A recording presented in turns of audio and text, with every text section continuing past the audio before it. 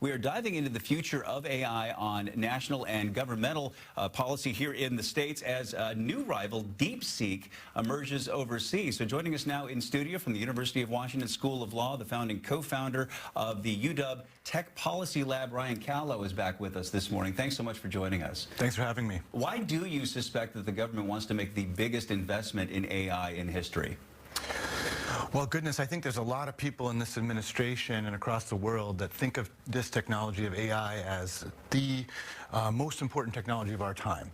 And furthermore, they think that whoever it is that controls AI, builds it, invests in it, sells it, is going to have dominance over other rivalrous nations militarily or economically. Okay, so Trump mentioned that China is far ahead of us in artificial intelligence. We know that China does have an extensive spy program. We've seen that on our soil.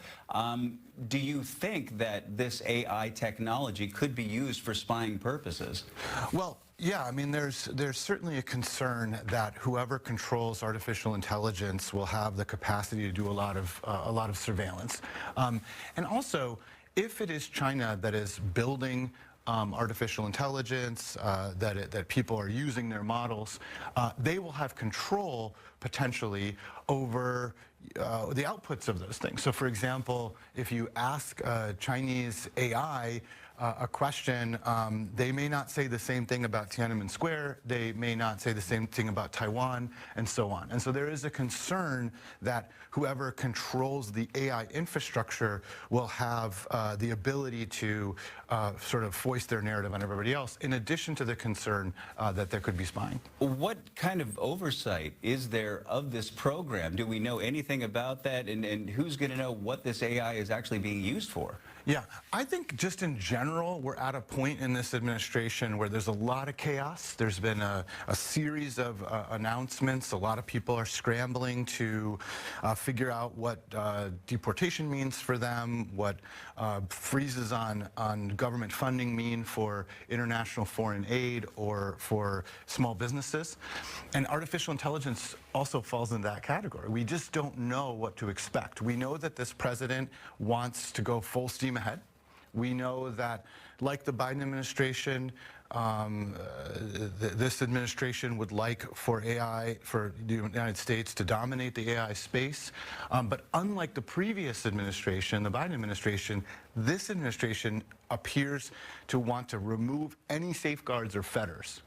Right? So when you look at the executive orders that have come out of this White House, the things that they're repealing from the prior administration are not the investments in data centers or the need for us to be at the cutting edge of AI, which Biden also thought, but they're the things like the safeguards, the safety, the bias, and things like that, right? And so they seem to be full steam ahead, but nobody completely knows where it's all going to land. What are the inherent risks of a government-run AI program, especially when you're partnering with private companies like Oracle?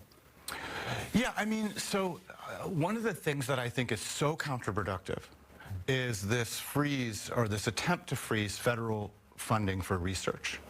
The way that the United States is going to have a competitive advantage, as we have for many decades now, is because we're doing basic research that moves the field forward. Okay, so you mentioned earlier that China is ahead of us on AI. I don't know that that's true, but any gains that China has made, it's made predominantly because of U.S. investment and innovation, right? They're not copying us, but they're taking what we're doing and they're making it more efficient and more refined, right? Yeah. Because I was going to ask, can you help outline what makes DeepSeek so different than what we were seeing with, say, ChatGPT, for example? Yeah, so I should just be super clear that DeepSeek is incredible, but it's incredible for how it's able to perform as well as the American models with so much less computational power. They're using outdated chips, they're using, and with so much less money. It's really about efficiency. Right. What they're doing is not deeply different. And the reason that you see the market responding the way it does, NVIDIA's stock going down, or the rest of the market, responding as it does, has to do with the fact that the concern is that we've invested in these things, right? But I would just say that, really, artificial intelligence is like any other science. It's deeply collaborative. People write papers, often come out of academia, sometimes out of industry. Other people read those papers and they innovate on top of it, right? And so it really ought to be looked at as a collective human enterprise. But unfortunately, you know, human nature being what it is. Well, and that actually kind of touches into the next direction I would want to go with cybersecurity, looking at it from that perspective. What does something like DeepSeek as an AI present to us as a new threat vector or something that we have to be watching for? What are the things that individuals and businesses alike have to be aware of?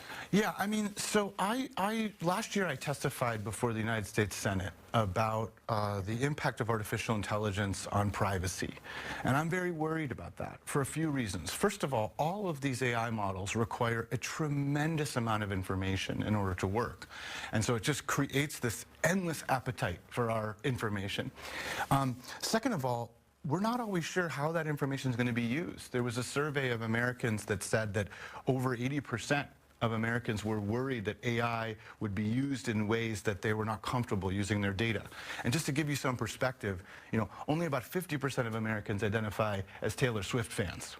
So 80% of them are worried about AI, right? But what AI does is the people that have access to these powerful models, it allows them to analyze enormous amounts of information and pick out details about people. And so it's very concerning. There's even a thought that the more powerful AI gets, especially if you combine it with quantum computing power, that it could even potentially break encryption so that it would not be possible to encrypt anymore. Yeah. So it really is potentially a sea change if you have a control over immense amount of computational power. If you have access to this technology, it can very much facilitate spying. So if we're controlling the narrative and we're controlling the ability to crack things, suddenly now everyone becomes vulnerable in a way, or this becomes the wrestle for supremacy. So real quick to outline, where do you see the future of AI going? Well, you know, we will see whether or not, you know, there's a sense that AI is going to get more and more efficient at doing what it already does. It is yet to be seen whether these companies, any of them, Chinese, American, European, Canadian, can deliver on their promise of artificial general intelligence that's able to reason effectively and so on. That would be a really big departure. But for now, I think what we can see is that these powerful models will become more and more efficient, which could be a good thing.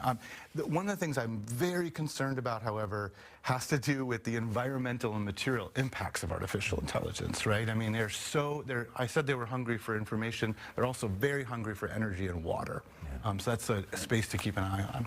The founding co-director of the UW Tech Policy Lab, Ryan Calo, always good to have you. Thanks so much for your perspective. Thank you.